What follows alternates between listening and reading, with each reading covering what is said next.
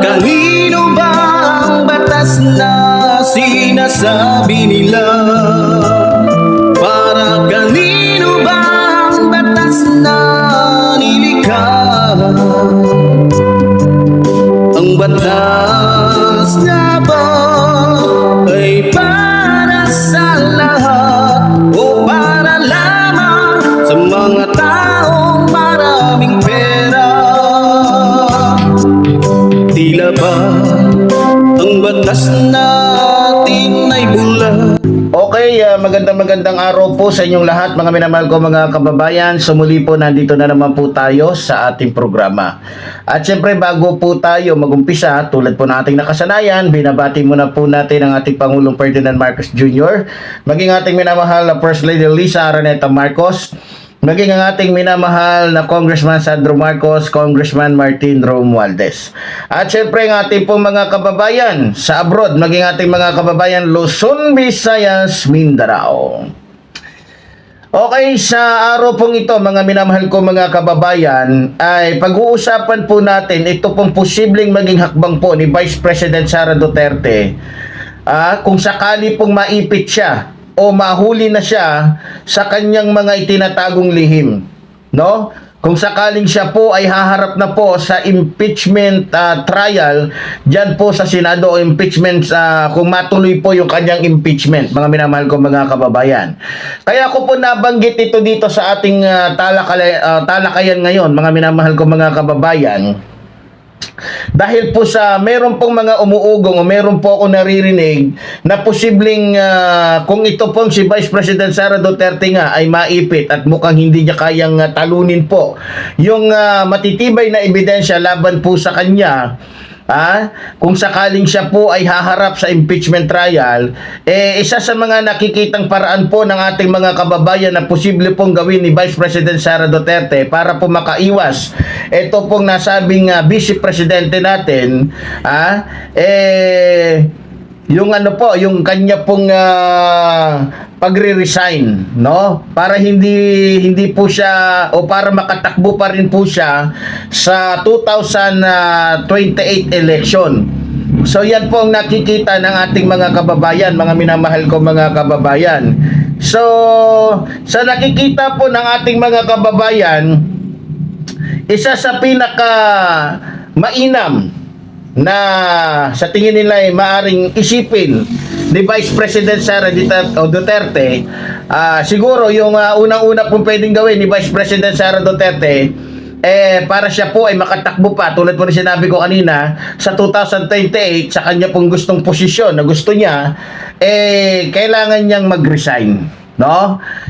Ang tanong lang po dito mga kababayan, ang tanong ko rin po, kung sakaling gawin nga po ni Vice President Sara Duterte ito pong iniisip ng ating mga kababayan, ligtas na ba talaga siya sa kanya pong mga pananagutan sa ating batas o sa kanyang mga ginawa pong himala doon po sa OBP maging sa DepEd nung panahon siya pa po ang kalihim nito, mga minamahal ko mga kababayan.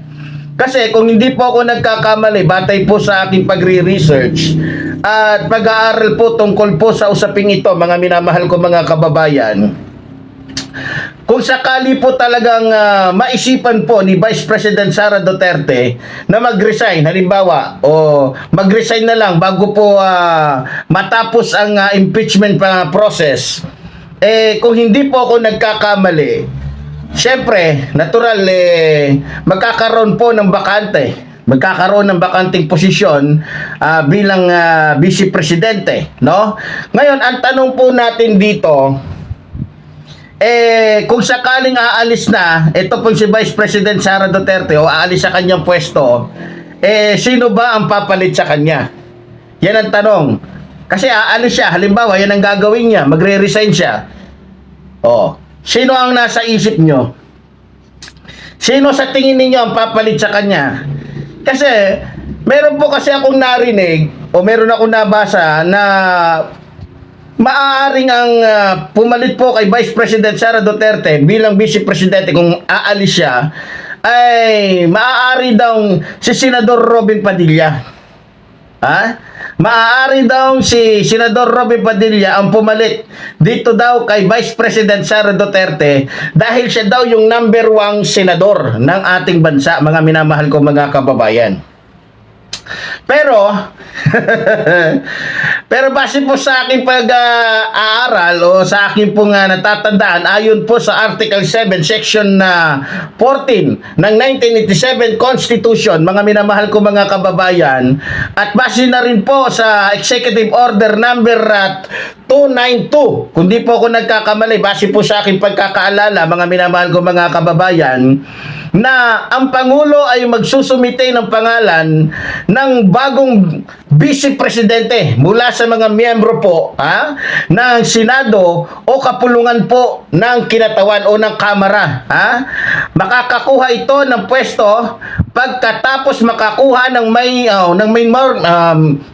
mayorya, yan ang tawag doon, mayorya ng boto mula po sa lahat ng miyembro ng dalawang kapulungan ng Kongreso na boboto po ng hiwalay.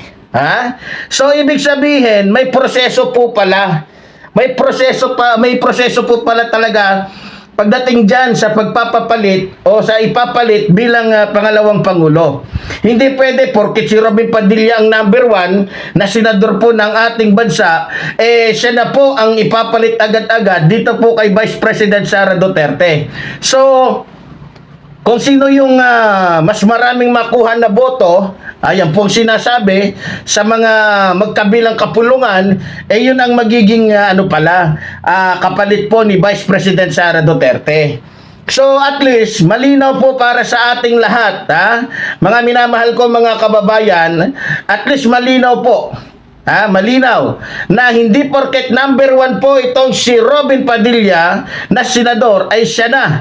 Kung titignan po natin, hindi naman po sa pagmamaliit po dito sa kanya, hamak naman po na mas marami pong mahuhusay sa kanyang mga senador dyan po sa Senado. Na kung saan po ay karapat-dapat na ipalit po dito kay Vice President Sara Duterte, katulad po ni Ping Lacson, katulad po ni Tito Soto, katulad din po ni Senador Rizal Tiveros. Siguro, kung sila ang magiging vice presidente, para lang po sa akin siguro mas magiging maganda po ang daloy po o takbo ng ating bansa, o siguro mas madali nating makukuha yung matagal na po nating hinihintay at pinapangarap na kaunlaran, kaginhawahan, katahimikan, kapayapaan. Kung yung mga nabanggit kong senador ang magiging katuwang po ni Pangulong Ferdinand Marcos Jr. sa paglilingkod po niya sa taong bayan, mga minamahal ko mga kababayan. So, ngayon, kung ako po ang inyong tatanungin tungkol po sa mga maaaring gawin ni Vice President Sara Duterte na mag-resign kung sakaling hindi niya kayang talunin yung matitibay na ebidensya laban po sa kanya, base po sa pagkakaalam ko at base na rin po sa aking pag-aaral tungkol po sa usaping ito, mga minamahal ko mga kababayan, maaari pa rin po siyang managot o maaari pa rin pong managot si Vice President Sara Duterte sa kanya pong mga naging kasalanan, lalong-lalo na sa taong bayan, mga minamahal ko mga kababayan. Kasi marami naman pong paraan o maraming mga legal na hakbang para po siya ay mapanagot o mapanagot pa rin sa kanya pong mga kasalanan, bagamat siya po ay hindi na vice presidente ng ating bansa, mga minamahal ko mga kababayan. Lalong-lalo na kung siya po talaga ay mapapatunayan na nagkasala po sa batas o sa konstitusyon ng ating bansa, mga minamahal ko mga kababayan. Lalong-lalo na po kung yung kanya pong mga nagawang kasalanan ay maituturing na isang krimen o isang kasong administratibo, so pwede pa rin po siyang maharap o pwede pa rin po siyang humarap sa mga pananagutan, mga minamahal ko mga kababayan. So sana po ay naging malinaw po sa ating lahat na ang pagre-resign po ni Vice President Sara Duterte o pagre-resign ay hindi maaaring magbigay po kay Vice President Sara Duterte ng ganap na kalayaan mula po sa anumang pananagutan niya para po sa mga kasong laban po sa kanya, mga minamahal ko mga kababayan. Tulad na lamang po ng nasabi ko kanina, Tulad na lamang po ng nasabi ko na, maaari pa rin po siyang harapin ang mga kasong kriminal o sibil batay po sa mga ebidensyang naipon ng ating mga petitioner bago po matapos ang kanyang pagre-resign bilang pangalawang pangulo ng ating bansa. So, gusto ko rin pong sabihin sa ating mga kababayan para maging malinaw po sa inyo, ang pagre-resign po ni Vice President Sara Duterte ay hindi po makakaapekto sa pangkalahatang pagpapatakbo po ng gobyernong Marcos, mga minamahal ko mga kababayan. Ba't ko nasabi? Kasi dahil po mayroon pong proseso para mapunan ang lahat o kahit anong bakanteng posisyon na mayroon tayo dito po sa ating bansa, no? Gusto ko pong sabihin sa inyo, mga minamahal ko mga kababayan, na ang Pangulo po ay patuloy po na maglilingkod sa ating bansa, sa ating mga kababayan. So sana po malinaw po sa inyo. Uulitin ko po mga minamahal ko mga kababayan. Ang ating Pangulo po ay patuloy na maglilingkod sa ating mga kababayan. May Vice Presidente man o wala, may Senador man o wala, may Congressman man o wala, siya po'y patuloy na maglilingkod sa atin. At lagi po siyang nandyan para po sa ating lahat mga minamahal ko mga kababayan. Doon naman po sa mga kababayan po natin na nag-aalala na baka hindi po managot si Vice President Sara Duterte sa kanya pong mga nagawang kasalanan o sa kanya pong ginawang mga katiwalian sa OVP, maging po sa DepEd, wag po kayong mag-aalala. Wag po kayong mag-aalala. Dahil nakikita naman po siguro ninyo ang pagsisikap po ng ating mga kababayan na siya po ay papanagutin, no? Katuwang po natin dito. Huwag niyo pong kakalimutan, ang katuwang po natin dito ay ang ating Pangulo. Kasama po natin dito maging yung ilang pong mga party list group na sumisigaw po parati ng pananagutan sa mga ginawang kasalanan po ni Vice President Sara Duterte. Alam niyo mga kababayan, kahit hindi po aminin o sabihin po ni Vice President Sara Duterte yung kanya pong nararamdaman o takot ngayon at pangamba, kitang-kita naman po, kitang-kita po sa kanyang aura o sa kanyang muka yung takot. Nakikita ko po sa kanyang mga mata yung takot na baka wala na siyang o baka mawala yung lahat o yung lahat-lahat na mayroon po siya ngayon, mga minamahal ko mga kababayan. Isa na po dyan yung kanya pong kapangyarihan at pera, no? Biruin nyo, dahil po sa takot ni Vice President Sara Duterte sa impeachment laban po sa kanya, kumuha po siya ng isang katutak na abogado para lamang po maging taga-depensa niya. Kumuha ng isang katutak. Sobra sa isang basketball team. Kinuha niya, mga minamahal ko mga kababayan. Dahil po sa takot niya na malantad yung mga sekreto po niyang matagal na po niyang tinatago sa taong bayan at maging sa kanya po mga taga-suporta, hindi na po niya alintana na gumastos ng daan-daang milyon para lang po sa kanyang kinuhang mga abogado. Biro nyo, sa totoo lang, ako'y natatawa na lang dito sa kanyang ginawa Pero alam nyo, mga kababayan, kung talaga pong walang kasalanan ito pong si Vice President Sara Duterte, hindi niya kailangan ng isang katutak na abogado para maging tagapagdepensa niya o para maging tagapagtanggol po niya, mga minamahal ko mga kababayan. Kasi ang pag-uusapan lang naman po doon kung gaano katotoo yung mga paratang sa kanya. At kung meron ba siyang sapat na ebidensya na itatapat doon sa ebidensya na nakuha o nakalap ng ating mga petitioner tungkol po sa kanyang mga katiwalian na ginawa po sa ating gobyerno, lalong-lalo na po sa taong bayan. Di ba? Abogado naman siya. Siguro, di ba? Abogado naman siya. Siguro kung tatanungin po siya ng isang legal na tanong, kaya naman po siguro niyang sagutin din ng sagot na tanong legal, di ba? Alam niyo, sa totoo lang, kung wala po talaga siyang kasalanan, ito ay base lang po sa akin kung wala po talaga siyang kasalanan at meron po siyang hawak na katotohanan, hindi niya kailangan gumastos ng daan-daang milyon para lamang po pabulaanan yung mga akusasyon laban po sa kanya, mga minamahal ko mga kababayan. Tama? Di ba? hindi niya kailangan hindi niya kailangan gumastos ng daan-daang milyon. Ha? Hindi na kung ako tatanungin ninyo, hindi ba niya kayang ipaliwanag yung mga pangalan ng may kinalaman sa mga produkto at pagkain tulad na lamang po ni Mary Grace Piatos? Ha? Mary Grace Piatos, sikat na sikat yan. Pati si Lim Piatos, J. Kamote, biro mo, nadamay pati yung kamote samantalang nananahimik dun sa taniman.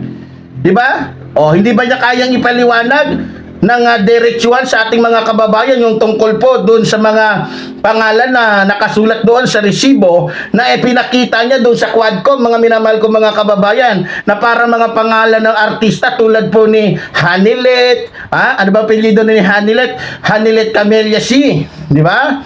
Pati si Fiona Biong, pati si Fiona Villegas, kung di ako nagkakamali.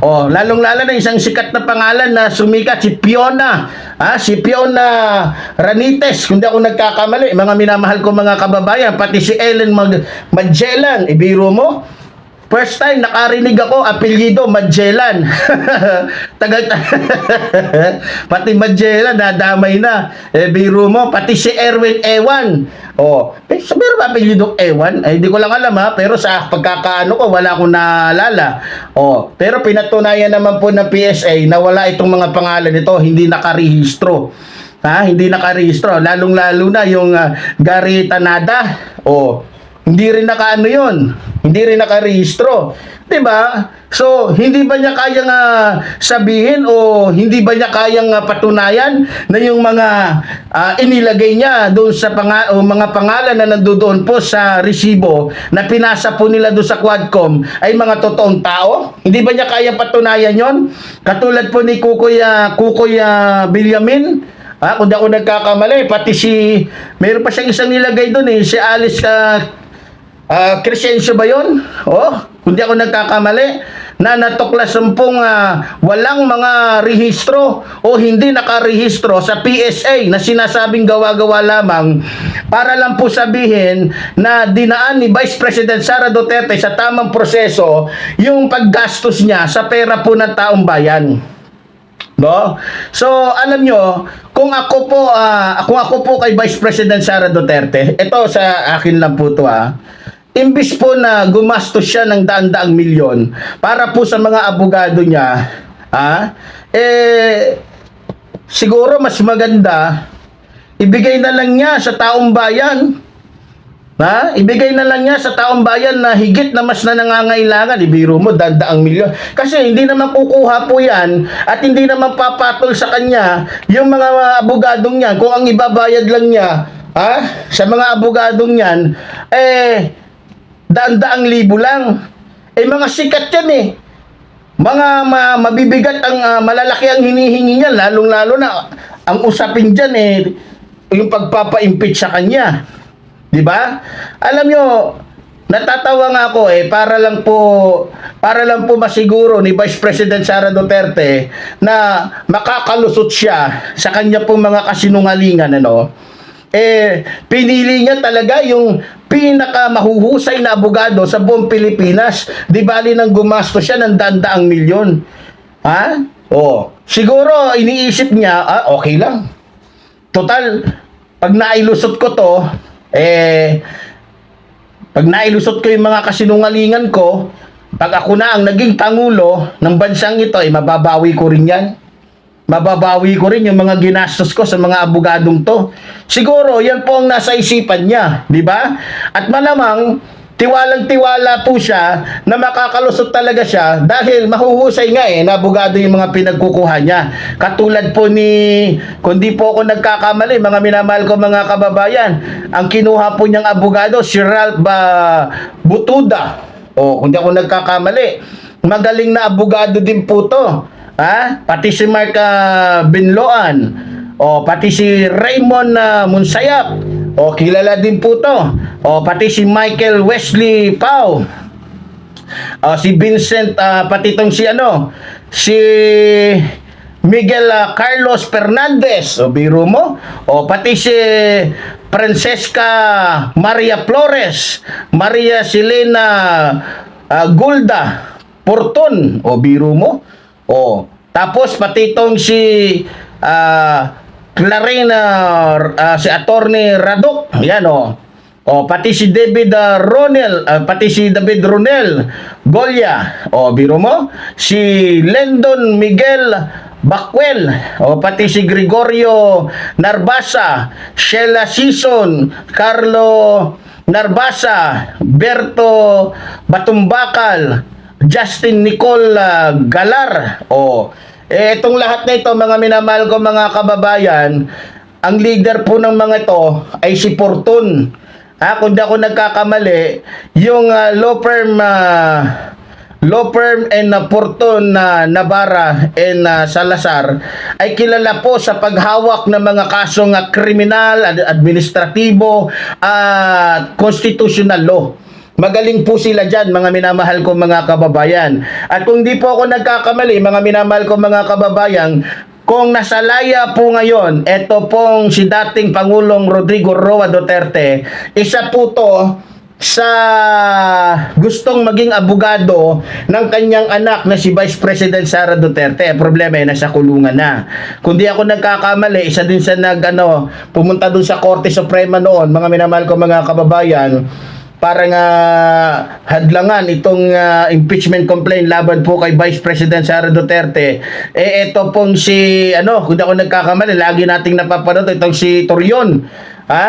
Maliban kay Torion, si Martin Delgra the third, pati si Luna Acosta, si James Reserva, pati si Hilary Reserva. Ito yung mga nila, yung kanilang mga abogado, no? So kung di ako nagkakamali, maaaring mas madagdagan pa yung abogado ni Sara Duterte dahil nandito po si Torion, handang sa kanya. Handang makipaglaban para sa kanya. Hindi ko lang alam kung anong pinaglalaban nila. Hindi ko naman pwedeng sabihin na pinaglalaban nila ay mali. Pero kitang-kita naman po na kaya po kumuha ng isang katutak na abogado itong si Vice President Sara Duterte dahil para masiguro na ang kanya pong mga kasinungalingan ay matatakpan. So yun lang po ang nakikita ko dito. Pero ganun pa man, mga minamahal ko mga kababayan, kahit pa po kumuha siya ng 100 abogado, natitiyak ko na mananaig pa rin po ang katotohanan. Natitiyak ko na lalabas ang katotohanan. Pero sa tingin ko, mukhang malabong mangyari na matapos po talaga o i-go ni Vice President Sara Duterte ang impeachment. Kasi pag nilabas niya yan, ay pagka tinuloy niya yan, mapipilitan siyang ilabas yung kanyang bank account na kinakatakutan niya na wag makita ng taong bayan, pati ng kanyang mga supporter. Kasi pag nakita nga naman ng kanyang mga supporter at napatunayan na meron nga siyang bilyon-bilyon sa kanyang bank account, tapos ang maliligayang araw ni Vice President Sara Duterte. Kaya nakikita na ng ating mga kababayan na malabong ituloy yan ni Vice President Sara Duterte. Kasi yan nga ang kinakatakutan nila, yung mapatunayan yung sinasabi po ni dating Senador Antonio Trillanes na bilyon-bilyon ang pera ni Vice President Sara Duterte. Kaya nga meron silang pambayad walang kahirap-hirap, nababayaran nila si Kaufman. Nababayaran nila si Kaufman na walang kahirap-hirap, na kung saan taliwas sa sinasabi ni dating Pangulong Rodrigo Roa Duterte na ang inaasahan lang niya ay yung kanyang pensyon. At taliwas din sa sinasabi ng mga Duterte na wala silang milyon-milyon. Wala silang milyon-milyon pero meron silang 150 million pesos na naibabayad sa abogado ni dating Pangulong Rodrigo Roa Duterte doon sa dahig. Kaya nga mga kababayan, mag-isip-isip na po kayo. Mag-isip-isip na po kayo. So mali po, tulad po ng sinasabi ng inyong lingkod, mabuhay po ang ating inang bayan, mabuhay po ang nagmamahal sa ating inang bayan. Maraming salamat po.